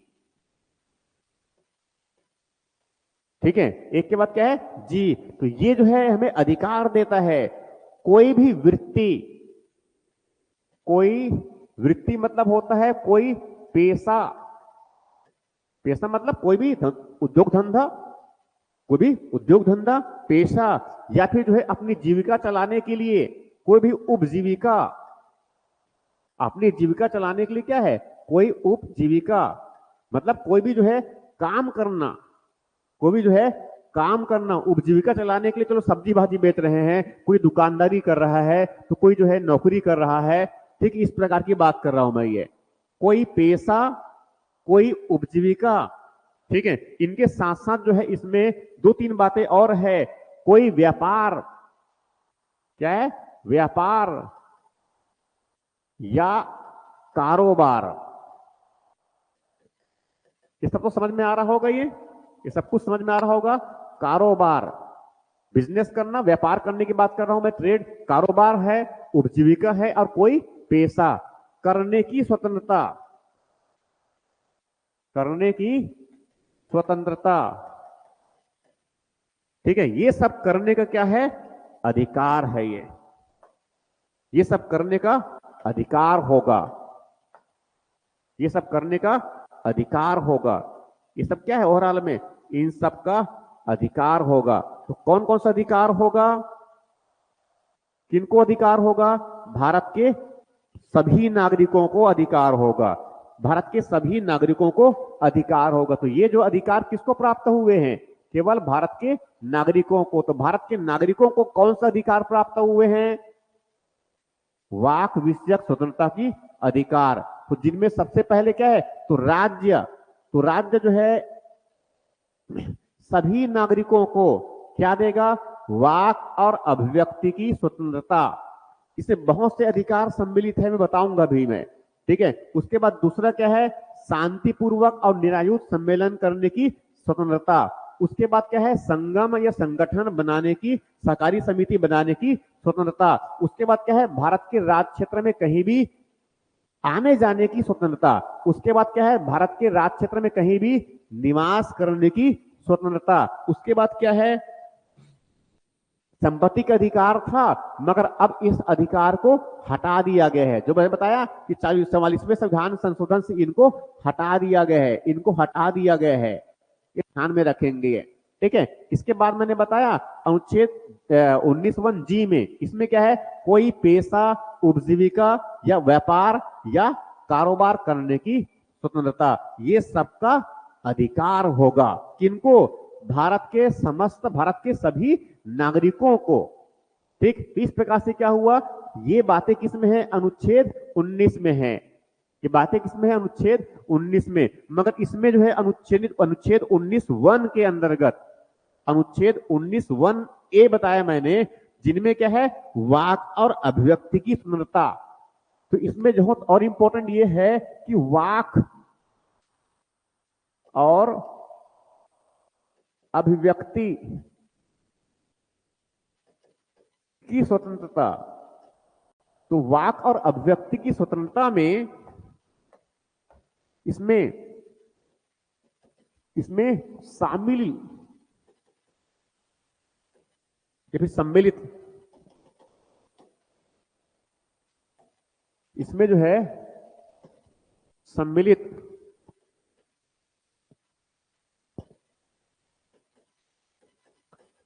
इसमें सम्मिलित अधिकार। एग्जाम में कई बार पूछा गया है बच्चों ये, ठीक है। मतलब किसकी बात कर रहा हूं मैं? अनुच्छेद, ये सब किसमें है? अनुच्छेद 19 1A, इसकी बात कर रहा हूं मैं ये। इसमें तो वाकर, इसमें बहुत सारे अधिकार सम्मिलित है। इनमें क्या है? बहुत सारे अधिकार सम्मिलित है, जिनमें कुछ को मैं, जो सर्वोच्च न्यायालय ने बताया है उनमें से कुछ मैं बता रहा हूं। तो पहला इसमें प्रेस की आजादी। इसमें क्या है? प्रेस की आजादी। इसमें कई है। इसमें क्या है? प्रेस की आजादी, प्रेस की स्वतंत्रता है ये, ठीक है। फोन टेपिंग के विरुद्ध अधिकार। आप फोन पर बात कर रहे हैं और आपकी फोन का कोई टेपिंग नहीं कर सकता, फोन टेपिंग के विरुद्ध अधिकार। फोन टेपिंग के विरुद्ध अधिकार। और ऐसे ही जो है, और ठीक है, शांति का अधिकार। शांति का अधिकार। और सबसे महत्वपूर्ण इसमें सम्मिलित है, वह है सूचना का अधिकार। सूचना का अधिकार मतलब सूचना प्राप्त करने का, प्राप्त करने का, या फिर जिनको समान भाषा में जानने का अधिकार कहते हैं। सूचना का अधिकार मिला है हमें, जानने का अधिकार, सूचना का अधिकार या फिर जानने का अधिकार। ऐसे बहुत से और भी है, ये तो मैंने कुछ एग्जाम्पल दिया मैंने इनमें। जो है राष्ट्रीय ध्वज फहराने का अधिकार, राष्ट्रीय ध्वज फहराने का अधिकार। कि मैं जानबूझ के बड़ा बड़ा लिख रहा हूं जिससे आपको समझ में आ जाए, ठीक है। इस प्रकार से क्या है, इसमें बहुत से बातें और भी है। इसमें सामने में अगर आदि कर दूं तो समझ में आ जाना चाहिए कि बहुत सारी बातें इसमें और भी सम्मिलित है ये। तो इस प्रकार से क्या बताया मैंने कि ये क्या है, ये अधिकार मिले हमें। मगर इसके साथ साथ जैसे मैंने बताया कि ये जो अधिकार है वो बिल्कुल अनियंत्रित नहीं है। बोलने की आजादी है, इसका मतलब ये नहीं है कि हम कुछ भी बोलने शुरू कर दिए। ये तो हमारे अधिकार है ना, हमें अधिकार दिया गया है बोलने का, संविधान ने दिया है। तो उस अधिकार का हम दुरुपयोग भी कर सकते हैं, ठीक है। उस अधिकार का हम दुरुपयोग भी कर सकते हैं। राष्ट्र की सुरक्षा के विरुद्ध आप ऐसे कुछ बातें बोल रहे हैं जिससे राष्ट्र की सुरक्षा जो है उस पर संकट आ सकता है। आप ऐसे कुछ बातें बोल रहे हैं जिससे भारत की है संप्रभुता या फिर भारत की जो राष्ट्रीय एकता है, भारत की जो अखंडता है, उसको नुकसान पहुंच रहा है। आप कुछ ऐसे बातें बोल रहे हैं जो कानून व्यवस्था के लिए समस्या उत्पन्न कर सकता है। आप कुछ ऐसे बातें बोल रहे हैं जो सदाचार और शिष्टता के विरुद्ध है। आप ऐसे कुछ बातें कर रहे हैं जिससे न्यायालय की अवमानना होती है। ऐसे जो आधार है, ऐसे कई आधार है जिन आधारों पर संविधान ने जो है संविधान ने प्रावधान करके उन आधारों पर जो है ये जितनी भी आजादी बताया मैंने भी, इन पर जो है निर्बंधन, निर्बंधन मतलब सामान्य भाषा में जो है उनको प्रतिबंध कह सकते हैं। ये निर्बंधन इस पर सामान्य भाषा में जिनको आप प्रतिबंध कह सकते हैं। मगर ये बहुत तार्किक तरीके से, उनको बहुत तार्किक तरीके से, तार्किक तरीके का मतलब यह है मैं जितने सारे बता रहा हूं उन्हें बहुत सारे संविधान संशोधन जो अलग अलग संविधान संशोधन से किए गए, कि मूल संविधान में नहीं था, इनको अलग अलग संविधान संशोधन में किए गए। इस प्रकार से क्या हुआ कि हमारे जो मौलिक अधिकार है उनको नियंत्रित करने के लिए या उनको सीमित करने के लिए, इसीलिए कहते हैं कि मूल अधिकार क्या है, असीमित अधिकार नहीं है, ये सीमित अधिकार है। तो इस पर इनको नियंत्रित करने के लिए जो है संविधान में कुछ प्रावधान है, संविधान में कुछ प्रावधान है। तो जो निर्बंधन किया गया है, निर्बंधन का मतलब मैंने क्या बताया, प्रतिबंध है, समझ लो सामान्य भाषा में। निर्बंधन का मतलब क्या है, प्रतिबंध। मगर बहुत तार्किक तरीके से है, बहुत सोच विचार करके लगाया गया है, बहुत युक्ति युक्त तरीके से लगाया गया है। इसीलिए जो है इनको युक्ति युक्त निर्बंधन कहते हैं। तो मैं क्या बातें कर रहा हूं, मैं तो क्या बातें कर रहा हूं मैं, अनुच्छेद 19(1) में, अनुच्छेद 19(1) में, अनुच्छेद 19(1) में, अनुच्छेद 19(1) में युक्ति युक्त निर्बंधन, क्या बोलते हैं इनको? युक्ति युक्त निर्बंधन, युक्ति युक्त निर्बंधन। और युक्ति युक्त निर्बंधन का मतलब यह है तार्किक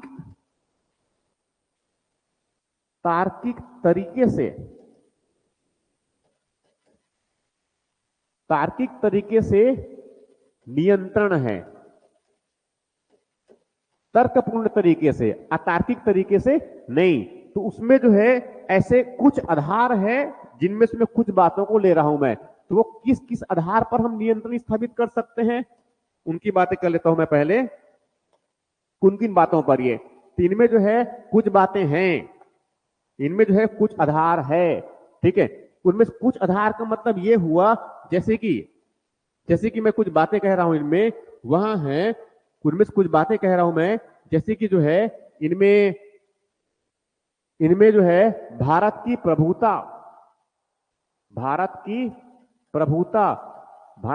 का मतलब होता है भारत की संप्रभुता, भारत की जो है एकता और अखंडता, भारत की एकता और अखंडता, भारत की एकता और अखंडता। ये कुछ बातों बस ले रहा हूं, मुख्य जो है उनमें से भारत की एकता और अखंडता, लोक व्यवस्था है, लोक व्यवस्था, इसमें क्या है? लोक व्यवस्था है, सदाचार है, शिष्टाचार, सदाचार है, शिष्टाचार है,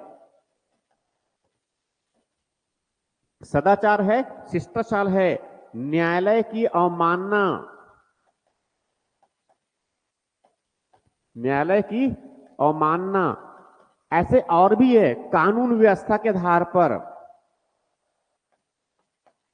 कानून व्यवस्था के आधार पर, इस आधार पर निर्बंधन, इस आधार पर क्या कर सकते हैं? युक्ति युक्त निर्बंधन कर सकते हैं। तो ये सब बातें कहां पर लिखा हुआ है?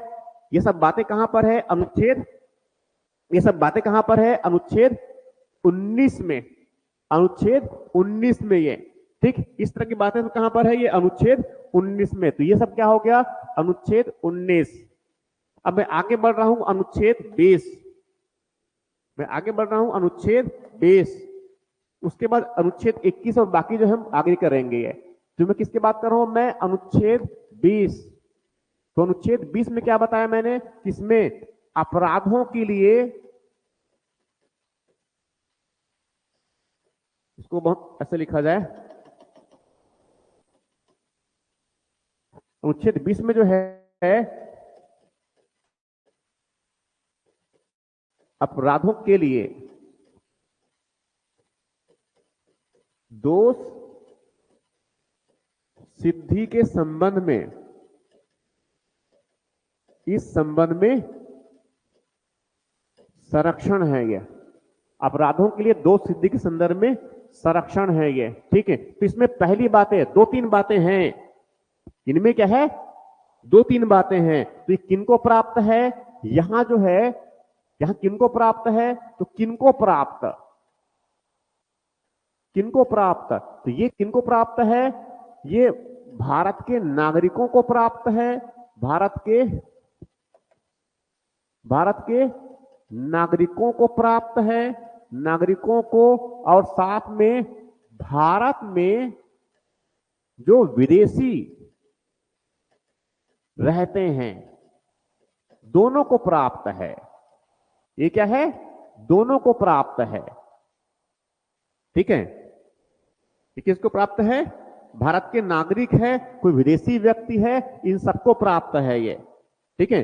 अब इसके बाद फिर जो है आगे जो बातें कह रहा हूं मैं ये, ठीक है। इसमें बातें क्या है कि इसमें बातें जो है वो क्या है?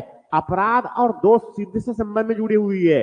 मतलब सामान्य भाषा में इनको अगर आप समझे तो ऐसा है कि कोई भी व्यक्ति जब तक वहां दोष सिद्ध नहीं हो जाता।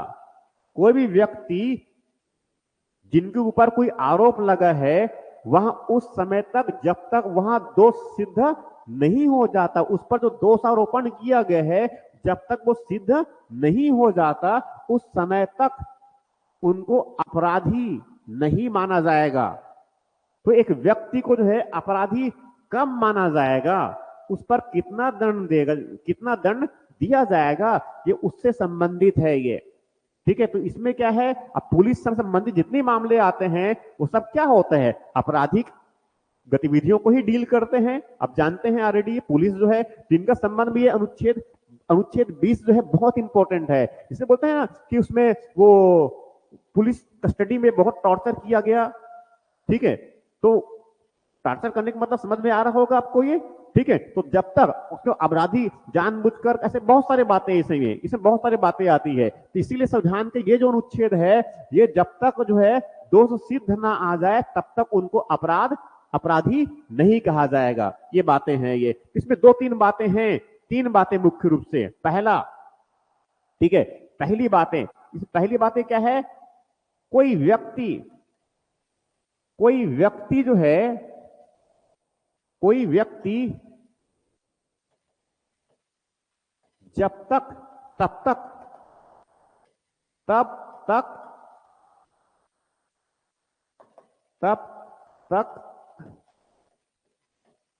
अपराधी नहीं माना जाएगा, तब तक अपराधी नहीं माना जाएगा, जब तक उसने किसी लागू कानून का उल्लंघन नहीं किया हो। उल्लंघन किया है तभी माना जाएगा कि उसने अपराध किया है, उल्लंघन नहीं किया है। ये पहली बात है। उसके बाद में दूसरी बातें कह रहा हूं मैं इस पर क्या है, दूसरी बातें कह रहा हूं मैं ये। वहां जो है कि अगर मान लो चलो अपराध सिद्ध हो गया, तो अपराध का जो दंड है, दंड किसी अपराध के लिए, ठीक, किसी अपराध के लिए नहीं, उनको जो है ऐसा कहा जाए, उनको ऐसा कहा जाए कि किसी एक ही अपराध के लिए, एक ही अपराध के लिए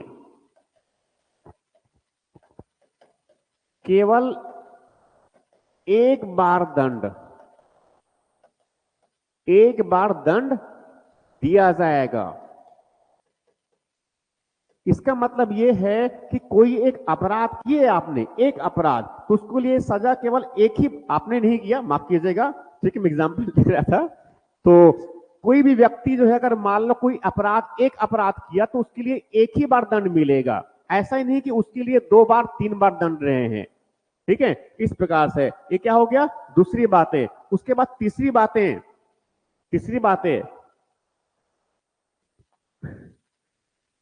बातें, स्वयं के विरुद्ध किसी अपराध की जब जांच चल रही होती है, तो आप सामान्यतः देखे होंगे कि पुलिस कस्टडी में जो है गिरफ्तार कर ले गया, उनको पकड़ कर ले गया पुलिस।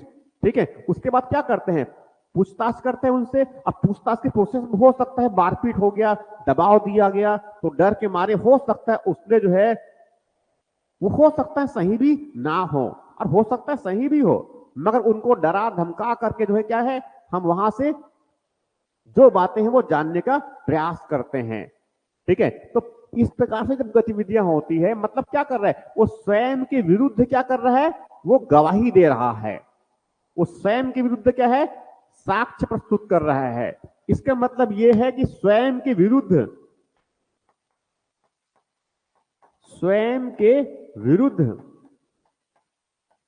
मैं सामान्य भाषा में लिख रहा हूं, गवाही देने के लिए, गवाही मतलब साक्ष्य देने के लिए बाध्य नहीं कर सकते। ठीक है, तो इस प्रकार से क्या है, ये अनुच्छेद 20 में है।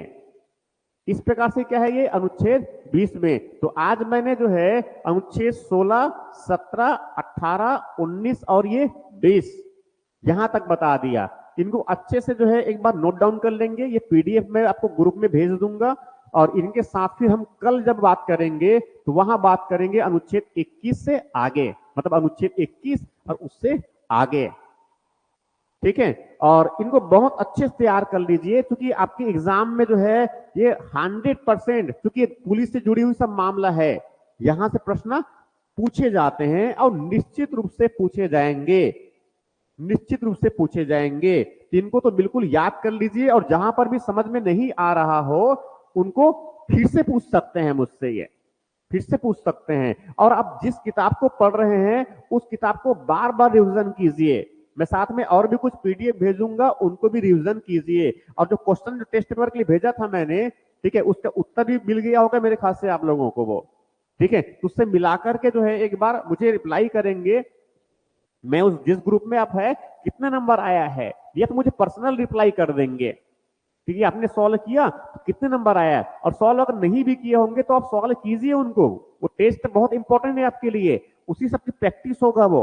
देखो, प्रैक्टिस करेंगे आपके तो गलतियां जो होने की संभावना है एग्जाम हॉल में वो अभी सुधर जाएगा ना। जो गलतियां आप एग्जाम हॉल में करने वाले हैं, आप पहली ही गलती कर लो ना, पहली गलती कर लो उनको, वो फिर उससे सुधर जाएगा वो। ठीक है, चाहे वो ज्योग्राफी की क्लास का हो, चाहे वो मेरी क्लास का हो, चाहे वर्मा सर की क्लास का हो। ठीक है, उनमें से जो भी क्वेश्चन, फिर जैसे भी कोई भी आपको जो अगर मान लो प्रश्न हल करना ही तो है आपको वो, और एक एक प्रश्न 3-3 नंबर के हैं, याद रख लिए आप। एक एक प्रश्न जो है 3-3 नंबर के हैं ये। 25 नंबर इस तरफ छत्तीसगढ़ से पूछने हैं, और 50 35 35 25 25 क्वेश्चन छत्तीसगढ़ से पूछने हैं, और 25 क्वेश्चन उस तरफ नेशनल जीएस से पूछना है, 35 क्वेश्चन है। ठीक है, उधर मैथ्स से जो है 10 क्वेश्चन, रीजनिंग के 10 क्वेश्चन, और हिंदी 5, और इधर अंग्रेजी भी 5। ठीक है, और कंप्यूटर भी 5। इस तरह से ये तो सभाई के आपको हर विषय को तो देखना पड़ेगा ना।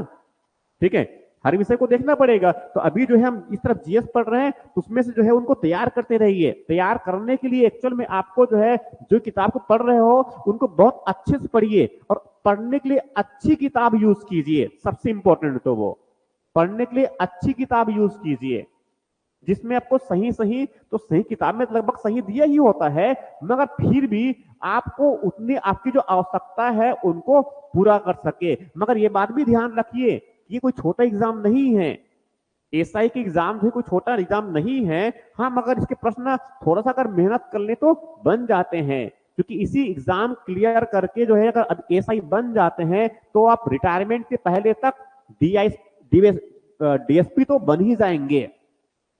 ये मान के चलिए कि ये केवल एसआई के एग्जाम के लिए नहीं है, ये आपको डीएसपी पर पहुंचाने के लिए भी एग्जाम है। तो स्वाभाविक है, अगर ये सपने सोचते होंगे आप कि आपको डीएसपी बनना है, तो स्वाभाविक है निश्चित रूप से अपनी तैयारी को ज्यादा मजबूती दे सकते हैं। ठंडी बढ़ गए है, मुझे मालूम है, मुझे भी ठंडी लगती है, मगर क्या करूं, एग्जाम है। या सुबह सुबह क्रांति से लाके 7 बजे पढ़ाते हैं, ठंडी तो क्या हम पढ़ाना बंद कर दे? नहीं ना। ठीक है, पढ़िए, जितना पढ़ सकते हैं पढ़िए। अभी ठंडी है तो कुछ नहीं, उसमें जो है कंबल वंबल जो भी बैठ के जो है पढ़िए, ओढ़ के पढ़िए। ठीक है, जैसी भी करके पढ़िए, मगर पढ़िए। पढ़ने से ही एग्जाम निकलता है, वास्तविकता ऐसे ही है। और पढ़ने का मतलब ठीक तरीके से पढ़िए उनको वो। ठीक है, पढ़ने का मतलब केवल टाइम बस बैठकर हम किताब पढ़ रहे हैं और हर 2-3 मिनट बाद में जो मोबाइल में व्हाट्सएप को देख रहे हैं, ऐसा बिल्कुल भी नहीं करना है। समझ में रहे ये? ठीक है, तो पढ़िए, पढ़ेंगे तो निकलेगा, जो मेहनत करेंगे तो फल मिलेगा। ठीक है, बाकी बातें करते हैं हम कल। थैंक यू बच्चों।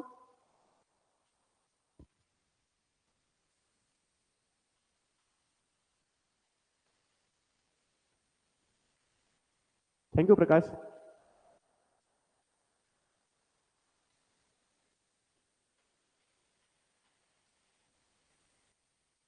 Thank you Bharti. ओके, बाकी हम कल बात करते हैं। Yashu, thank you. कैसे पढ़ाई चल रही है बेटा? ठीक है, अच्छे से पढ़िए, मेहनत कीजिए। मेहनत करने वाले ही आगे बढ़ते हैं, ये हमें पुराने समय से आज तक सुनते आए हैं, घर में भी माँ बाप यही कहते हैं, तो आगे बढ़िए। ओके, मैं एंड कर रहा हूं क्लास को अपनी। Thank you.